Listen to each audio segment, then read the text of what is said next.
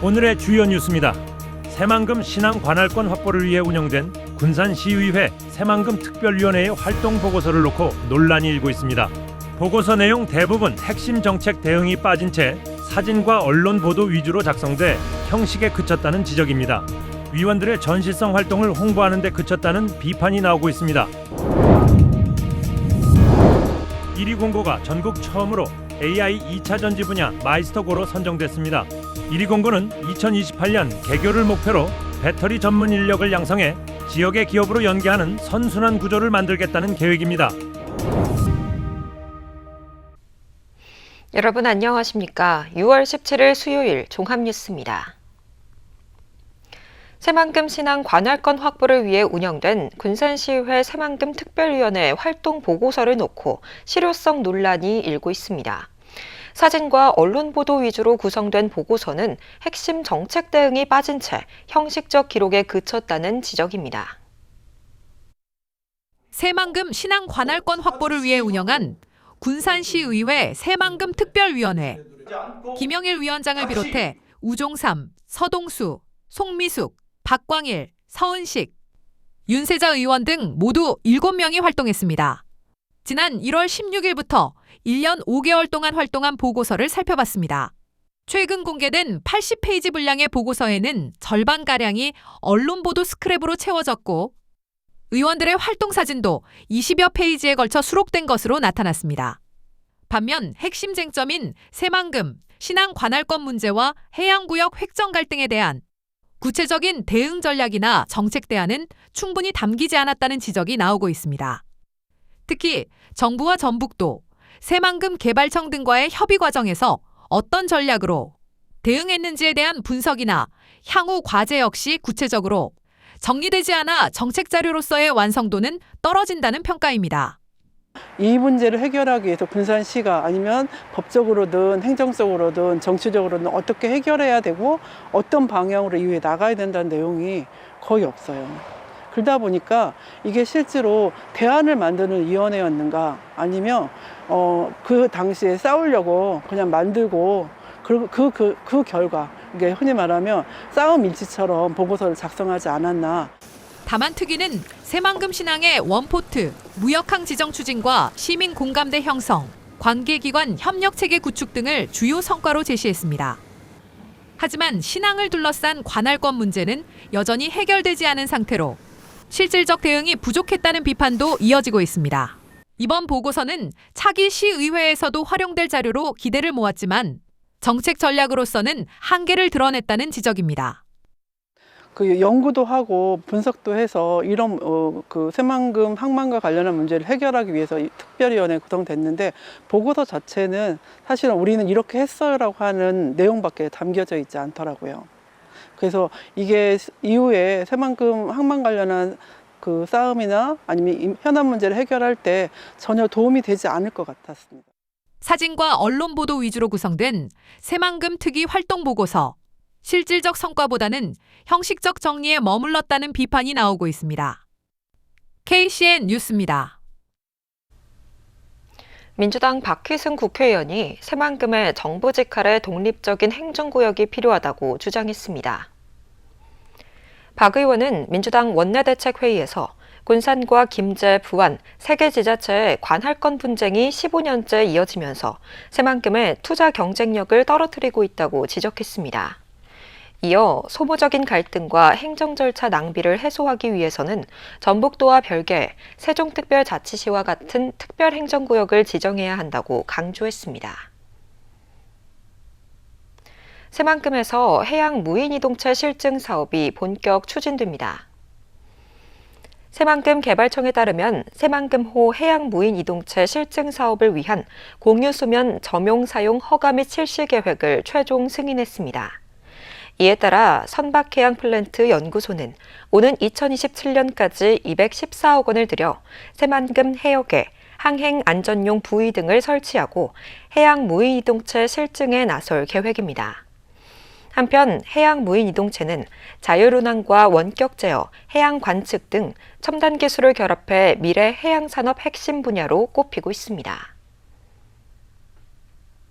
천호성 교육감 당선인의 인수위원회가 본격 운영에 들어갑니다. 천 당선인은 국주영 도의원을 추가 위촉해 반상진 위원장을 포함한 12명으로 인수위원회를 구성했습니다. 인수위원회는 회복안정과 상생혁신, 포용성장, 미래도전과 혁신공정 등 5개 분과를 중심으로 미래교육정책과 재정운용전략 등 공약 이행계획을 마련할 예정입니다. 영유아 보육법 개정에 따라 어린이집을 운영하는 사회복지법인에 대한 해산 특례가 시행됩니다.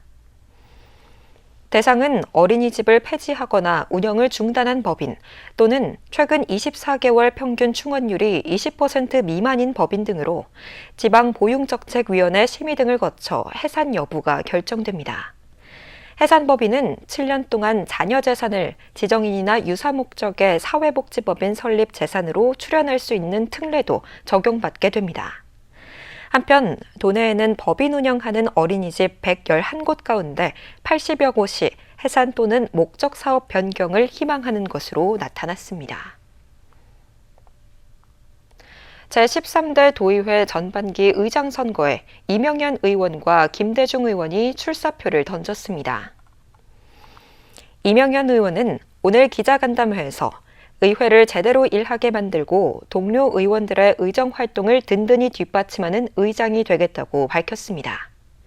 김대중 의원도 간담회를 열고 가장 낮은 곳의 목소리가 기준이 되는 품격 있는 의회를 만들겠다고 강조했습니다. 이에 따라 전반기 의장 선거는 앞서 출마 의사를 밝힌 김희수 의원을 포함해 3파전으로 치러질 전망입니다. 군산시장 당선인의 시장직 인수위원회 구성과 운영을 지원하는 조례안이 군산시의회 상임위원회를 통과했습니다. 시의회 행정복지위원회는 어제 군산시가 제출한 군산시장직 인수위원회 운영에 관한 조례안을 원안 가결했습니다. 조례안에는 인수위원회 구성과 운영, 인력, 예산 지원 등에 관한 내용이 담겼습니다. 한편 김재준 시장 당선인은 관련 예산을 지원할 근거가 없어 민선국이 시정 인수위 대신 TF팀을 운영하고 있습니다. 민주당 군산지역위원회가 오는 20일 제10대 군산시의회 전반기 의장단 후보를 선출합니다. 군산지역위는 오늘부터 이틀 동안 민주당 소속 제10대 군산시의원 당선자를 대상으로 의장과 부의장 후보 등록을 받습니다. 민주당 소속 의원 21명 가운데 과반인 11표 이상을 얻은 후보가 오는 20일 의장과 부의장 후보로 최종 선출될 예정입니다. 상임위원장 후보 선출은 오는 27일 실시합니다. 군산시가 지난해 일반 회계 예비비로 69억 원을 집행한 것으로 나타났습니다. 시에 따르면 지난해 일반 회계 예비비 80억 원 가운데 70억 5,200만 원이 지출 결정됐으며 실제 집행액은 10건, 69억 3,500만 원인 것으로 집계됐습니다. 예비비 지출은 자연재난 대응과 지역 현안 사업에 집중됐습니다. 특히 지난해 9월 발생한 호우 피해 사유시설 재난지원금으로 50억 원이 투입됐습니다. 이리공업고등학교가 AI 2차전지 분야 마이스터고로 선정됐습니다. 2차전지 특화 마이스터고는 전국 최초인데요. 이리공고는 2028년 개교를 목표로 배터리 전문 인력을 양성해 지역의 기업으로 연계하는 선순환 구조를 만들겠다는 계획입니다. 이리공업고등학교가 AI 2차전지 분야 마이스터고로 선정됐습니다. 이로써 이리공고는 오는 2028년 2차전지 전문 마이스터고로 개편해 새롭게 개교할 예정입니다. 2차전지 전문 마이스터 고등학교는 이리공고가 전국에서 처음입니다. 교육 환경도 새롭게 조성됩니다. 학과는 배터리 공정과와 배터리 시스템과 2개 학과 6개 학급으로 운영됩니다. 또 오는 2030년까지 400억 원을 들여 최신 실습 장비를 구축하고 2027년까지 전교생을 수용할 수 있는 기숙사도 조성됩니다. 이리공고는 지난 2024년 마이스터고 지정에 실패한 뒤 2년간 재도전을 준비해 선정됐습니다. 1위 공고는 당시 교육부의 심의 과정에서 제시된 교육과정과 기숙사 건립 등의 문제를 보완했습니다. 특히 AI와 2차 전지를 융합한 교육과정을 마련하고 도내 2차 전지 기업과 협약을 체결하는 등 현장 중심 교육과 취업 연계 기반을 강화했습니다. 그때 당시는 2차 전지 분야 산업이 네. 인재를 키울 수 있는 인재 양성의 어떤 루트나 시퀀스가 없었어요.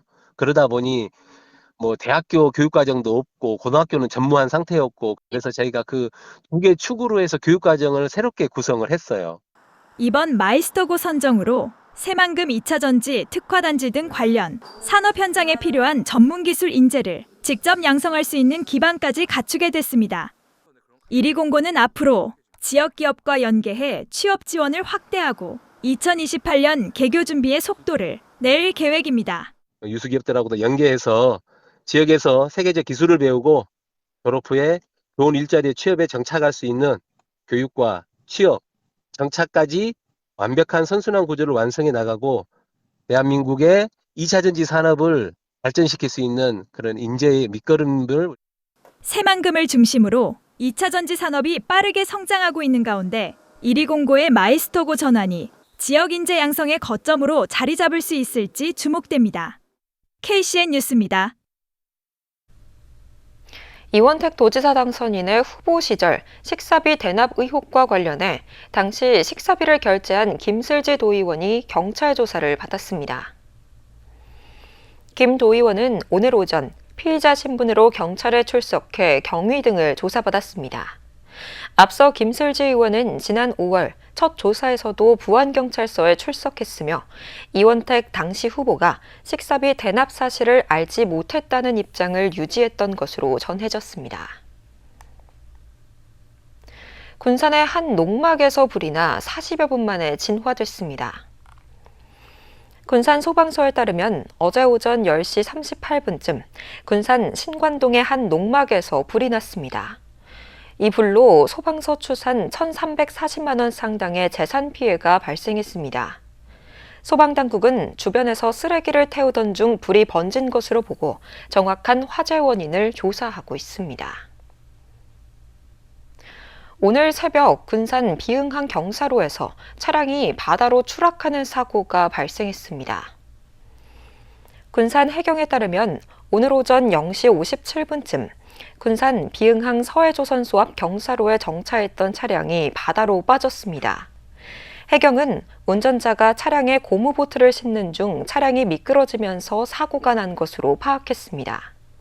다행히 차량 내부에는 탑승자가 없어 인명피해는 발생하지 않았으며 해경은 크레인을 동원해 차량을 인양할 예정입니다.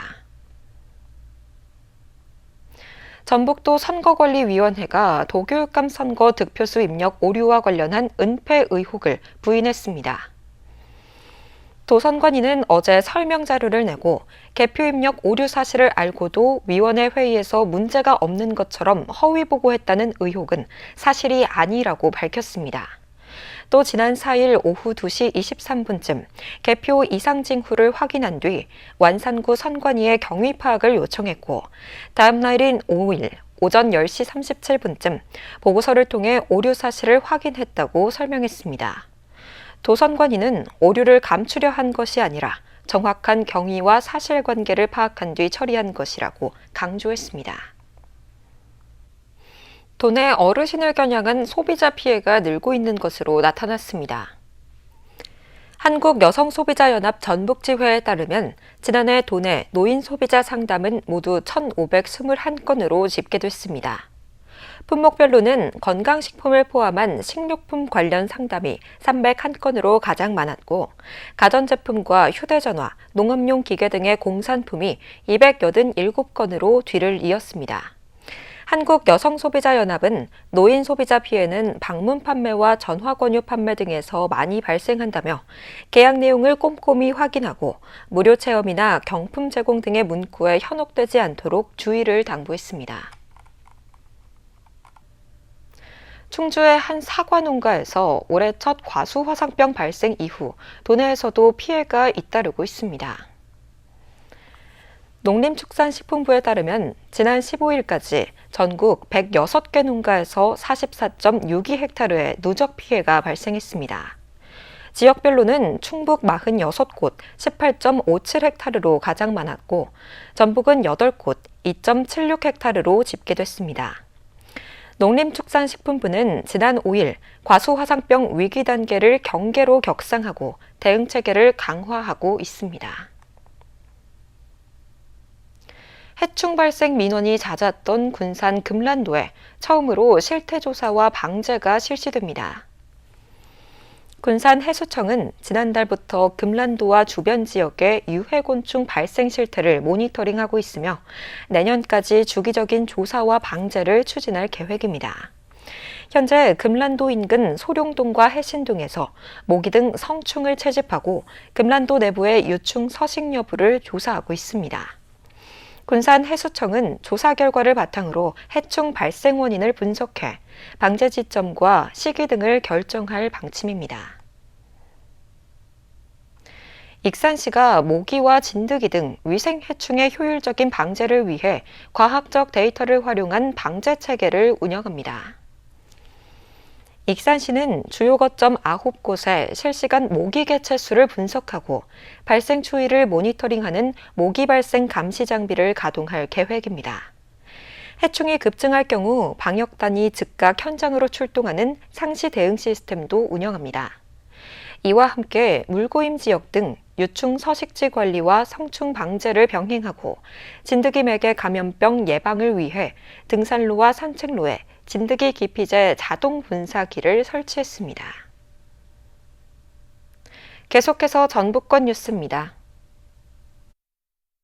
평생 폐지와 깡통을 모아 마련한 돈으로 고향 학생들을 돕고 있는 90대 할머니가 또다시 장학금을 쾌척했습니다. 정읍시에 따르면 울산에 거주하는 박순덕 씨는 지난 15일 정읍시 칠보 행복 이음센터를 찾아 학생 29명에게 1,250만 원의 장학금을 전달했습니다. 박 씨는 고향의 학생들이 꿈을 향해 힘차게 나아가길 바란다며 학생들을 격려했습니다.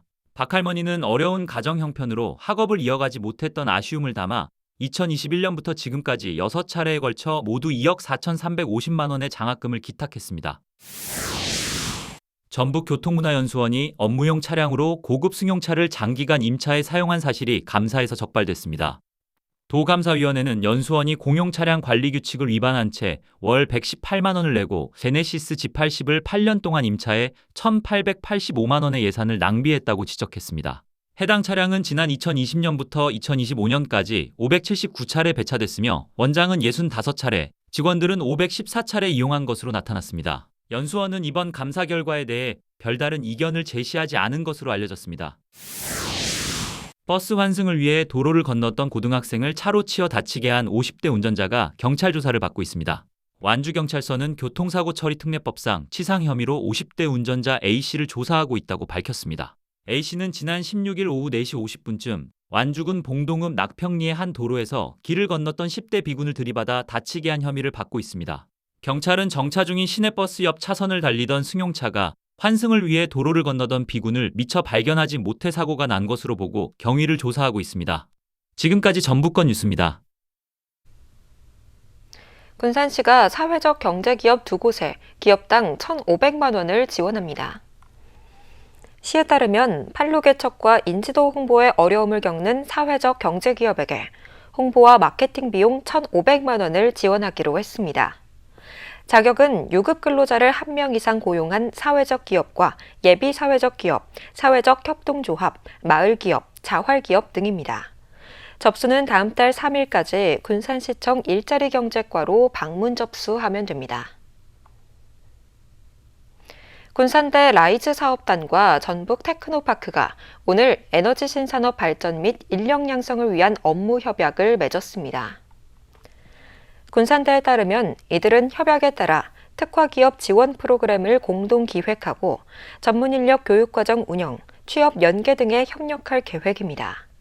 또 시설과 장비, 전문인력 등을 공유하고 특강과 세미나 등 취업 연계 프로그램도 함께 추진하기로 했습니다. 군산시청 직장운동경기부 조정팀이 제23회 K워터 사장배 물사랑 전국 조정대회에서 금메달과 은메달을 획득했습니다. 군산 나포조정 경기장에서 지난 12일부터 사흘 동안 열린 이번 대회에서 군산시청 조정팀은 여대 및 일반부 더블스컬과 싱글스컬 종목에 출전했습니다. 더블스컬에서는 박재현과 안예선 조가 8분 4초 84를 기록하며 2위와 0.4초 차이로 금메달을 차지했습니다. 또 싱글스컬에서는 안예선이 8분 6초 36의 기록으로 은메달을 획득했습니다. 익산 웅포 블루베리 축제가 오는 20일 개막합니다. 익산시는 오는 20일부터 이틀 동안 웅포초등학교에서 블루베리 축제를 연다고 밝혔습니다. 이번 축제는 웅포면에서 생산된 고품질 블루베리를 널리 알리기 위한 행사로 갓 수확한 블루베리와 가공식품을 직거래 방식으로 저렴하게 판매합니다. 또 블루베리 수확 체험을 비롯해 농산물 직거래 장터와 먹거리 장터, 다양한 문화 행사도 함께 진행됩니다. 다음은 우리 동네 소식입니다.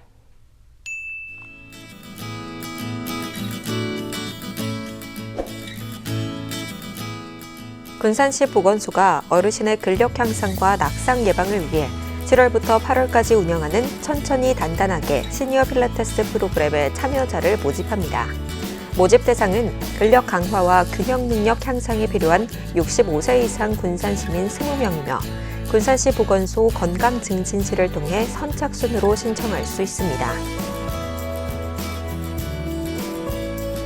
익산시가 수도산 그림책 숲도서관에서 성인을 대상으로 그림책 더미북 창작 워크숍을 운영한다고 밝혔습니다.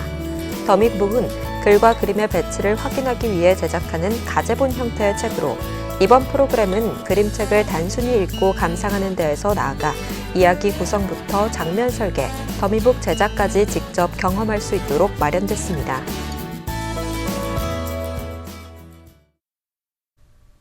이어서 내일의 날씨입니다.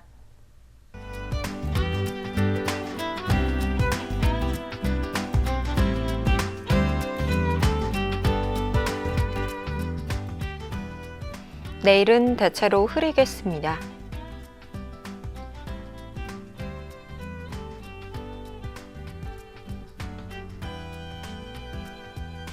내일 도내 기온은 18도에서 32도 안팎까지 오르겠습니다.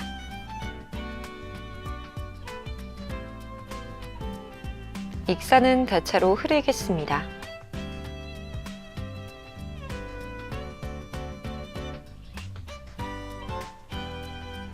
군산도 대체로 흐리겠으며 파고는 최고 1m로 잔잔하겠습니다.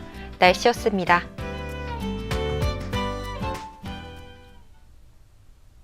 이상으로 KCN 종합뉴스를 마칩니다. 정확한 보도로 늘 함께하겠습니다.